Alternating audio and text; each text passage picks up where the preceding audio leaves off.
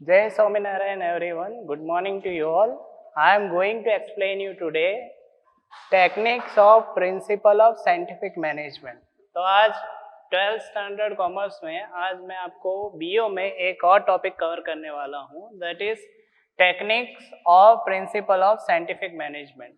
तो कौन से टेक्निक्स आते हैं management scientific principle of management में?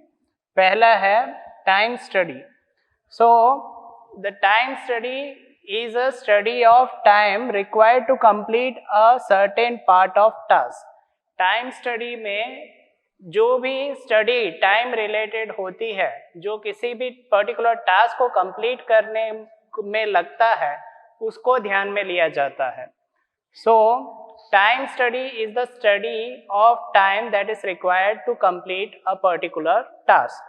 Second, as per Frederick Taylor, task should be finished in a prescribed time. जो भी टाइम दिया गया है उस पर्टिकुलर टाइम पीरियड में एक टास्क या कोई काम जो है वो फिनिश हो जाना चाहिए, and the careful study of that is also called time study.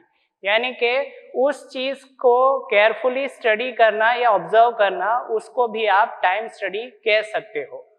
तो time study is a study of a particular task that should have to be completed in a particular time.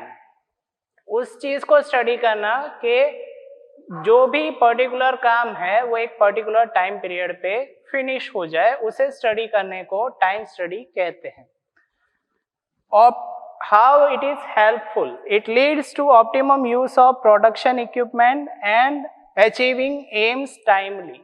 So if the time study is being conducted in an organization, it leads to optimum use of production resources, and it also helps in achieving the aims of the organization in proper time.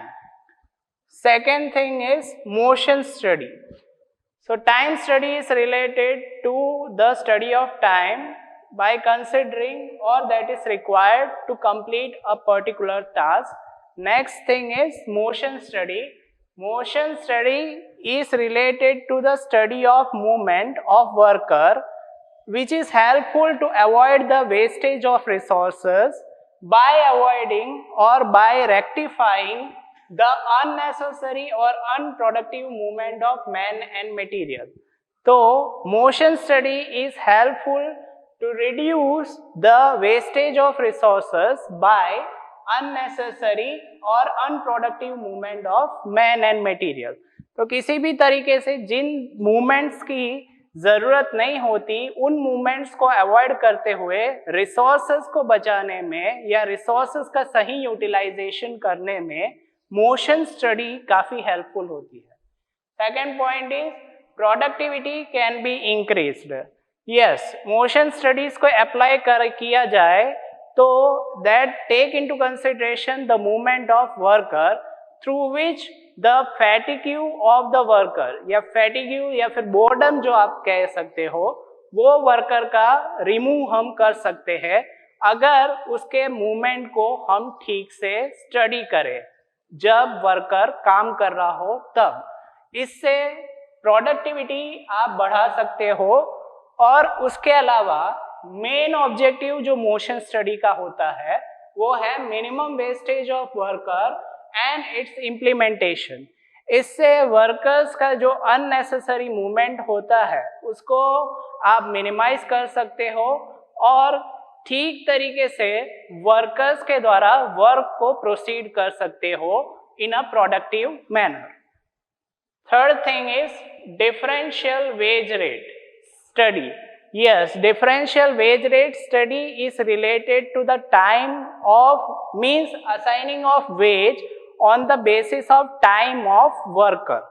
तो wage rate जो study है वो mainly worker को कितना veg assign किया गया जाए उनके काम पे बेसिस पे वो ध्यान में रखता है। So in this one thing is there, that is difference in efficiency of worker. हर एक वर्कर की एफिशिएंसी जो ऑर्गेनाइजेशन में काम करता है उसकी अलग अलग एफिशिएंसी होती है। So on the basis of that if the worker is more efficient, then more wages should have to be given, and if the worker is less efficient, then less wages should be assigned to him on the basis of production that is being done.